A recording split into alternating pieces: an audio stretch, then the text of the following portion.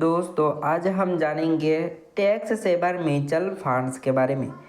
तो देखो दोस्त, टैक्स सेवर म्यूचुअल फंड मतलब यही है कि आपको टैक्स सेविंग का बेनिफिट मिल सकता है। मैक्सिमम 1.5 लाख का आपको बेनिफिट मिलेगा इसमें, एंड 3 इयर्स का लॉकिंग पीरियड होता है। एंड ये जो म्यूचुअल फंड स्कीम्स है इनमें से SBI long term equity fund direct growth है, देन है quant ELS tax saver fund direct growth, then है HDFC ELS tax saver fund direct growth, then है यहाँ पर देख सकते हो JM tax gain fund direct growth, Motilal Oswal ELS tax saver fund direct growth. उसके बाद है Franklin India tax shield direct growth, then है Nippon India tax saver fund direct growth. उसके बाद है यहाँ पर देख सकते हो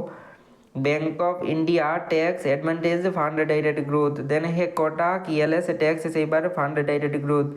DSP tax saver fund direct growth, then है पारंपरिक tax saver fund direct growth. उसके बाद है Bandhan tax advantage ELS fund direct growth, then है ITI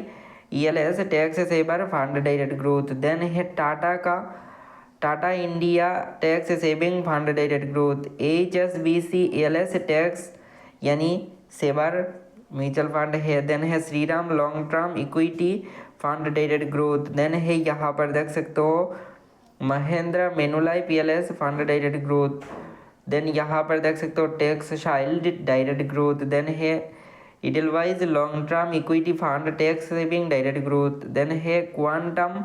tax saving fund direct growth, then है यहाँ पर आप देख सकते हो LIC का भी एक टैक्स सेवर म्यूचुअल फंड है, यूनियन बैंक का भी एक टैक्स सेवर म्यूचुअल फंड है, Mirae asset tax saver mutual fund है,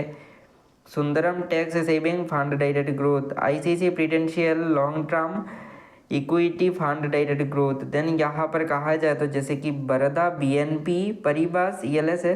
फंड डायरेक्ट ग्रोथ, देन है Groww ELS tax saver fund direct growth,